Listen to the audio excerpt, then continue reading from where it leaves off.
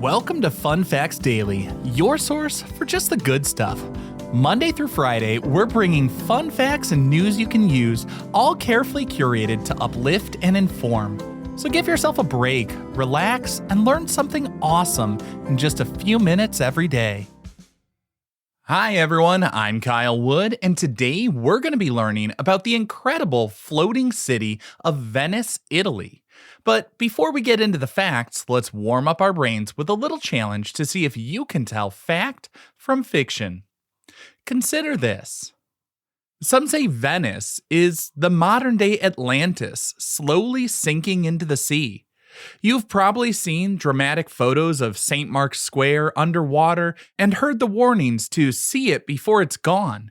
But is the city truly sinking and doomed to be swallowed by the sea?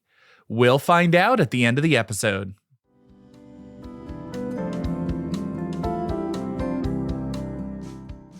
Now for your word of the day. Today's word is probably one of the first bits of Italian most of us learn, and it comes directly from Venice. I mean, of course, the familiar greeting, ciao, spelled C-I-A-O.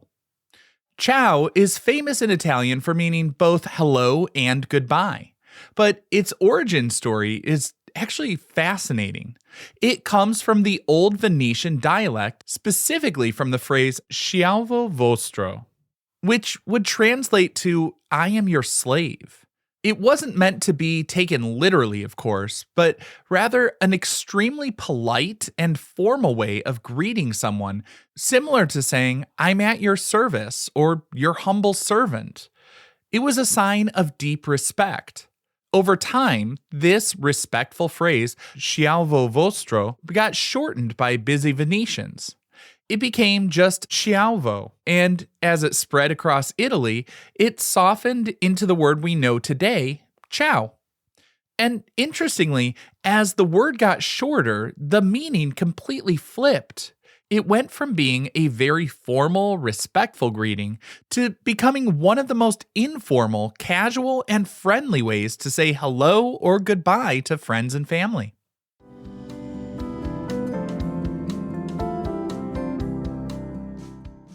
Time for your daily high five, our top 5 fun facts about Venice, Italy. Number 1. The entire city is built on a forest of underwater trees.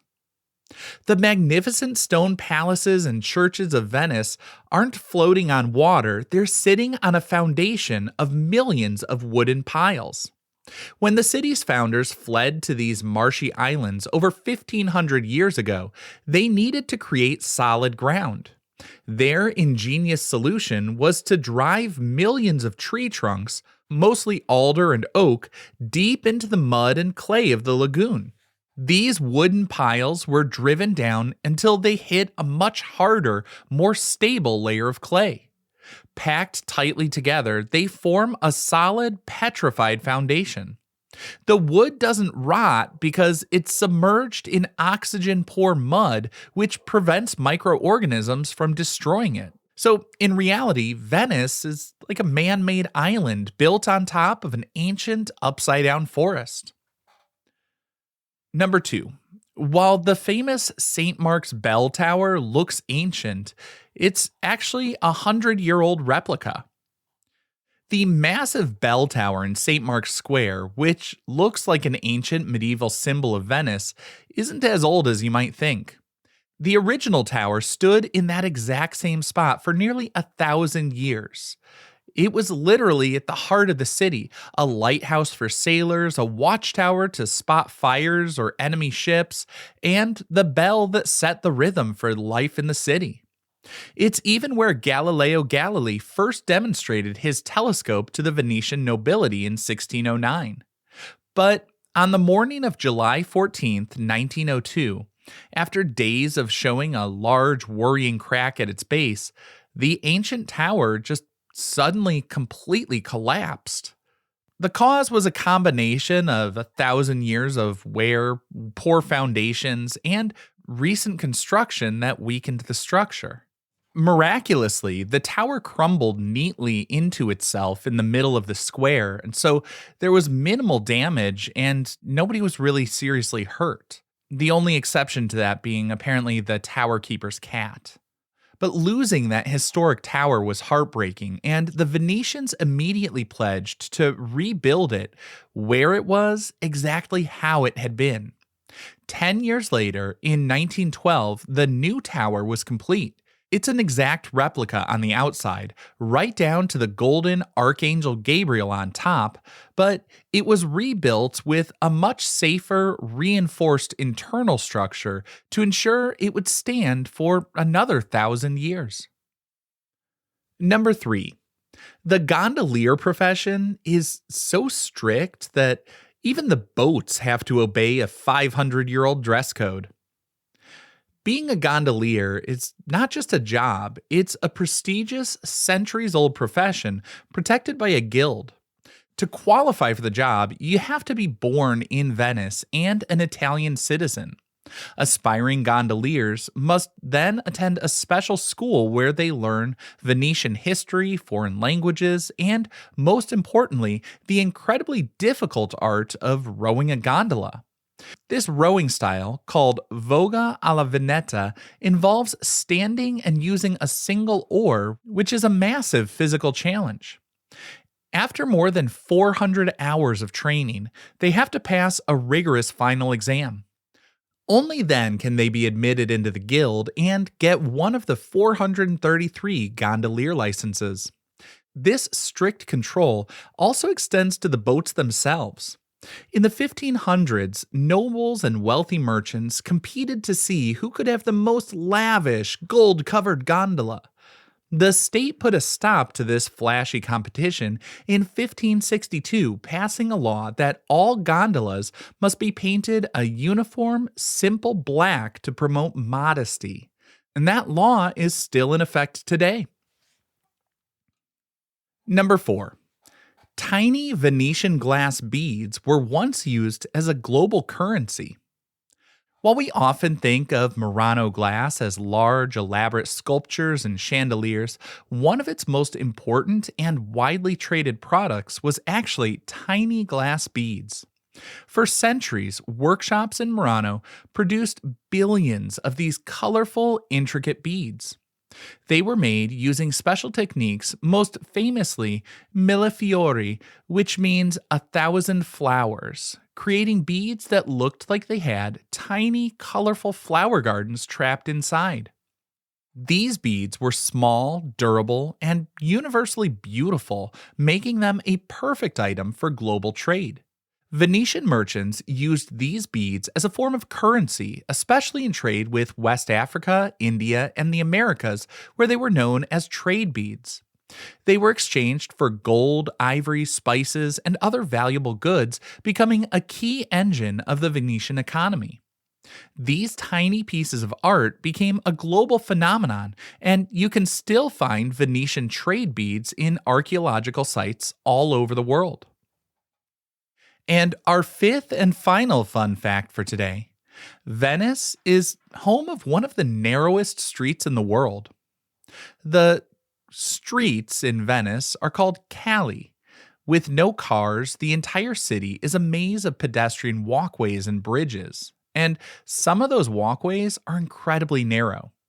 The most famous is Caleta Varisco, located in the Cannaregio district. At its narrowest point, this street measures only about 21 inches or 53 centimeters wide. That's barely wide enough for one person to walk through sideways. But this street is kind of a perfect example of how Venice was built. With space at a premium, every single inch was used, and pathways were simply the tiny gaps left between the buildings. It's a fun challenge for tourists to try and find it and see if they can fit through.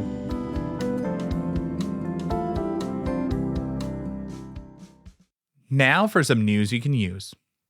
If you ever get the chance to explore this amazing city, the number one rule for navigating Venice is don't trust your phone's GPS.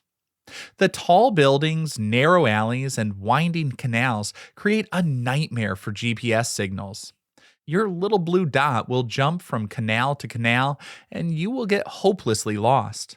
Instead, do what the Venetians do and look up.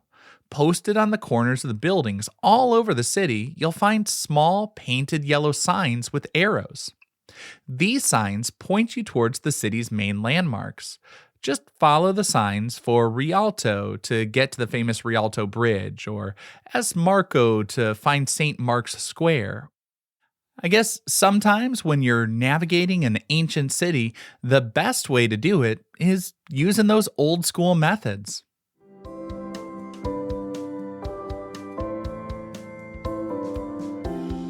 Now for the moment you've been waiting for. At the beginning of the episode, I asked if Venice is sinking and doomed to become a real-life Atlantis. Well, this one's a little bit fact and a little bit fallacy.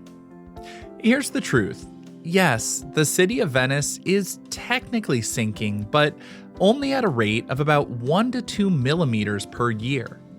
This is mostly due to the soft, muddy ground compressing under the city's weight.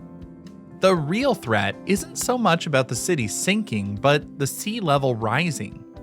The rising water is what causes the famous high water floods that you see in pictures. But Venice isn't giving up.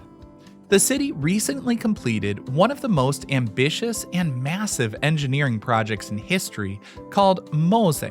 It's a system of 78 enormous hollow steel barriers built at the 3 entrances to the Venetian lagoon. When a dangerously high tide is forecast, these barriers fill with air and rise out of the sea, creating a temporary dam that seals off the lagoon and protects the city from flooding. The system has already been successfully used to save the city from several major floods. So while the challenge is real, Venice is not doomed, and it's definitely not giving up. The beautiful historic city is being preserved with incredible feats of modern engineering.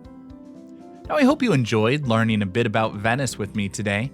Be sure to tune in every weekday for even more fun facts. Fun Facts Daily is an Airwave Media podcast. It was written, recorded, mixed, and edited by me, Kyle Wood. Thanks for sharing a part of your day with me. Be sure to follow Fun Facts Daily on your favorite podcast app so you can keep the good stuff coming your way every day. And if you like the show, please do me a favor and leave a kind rating, review, or just tell your friends about it.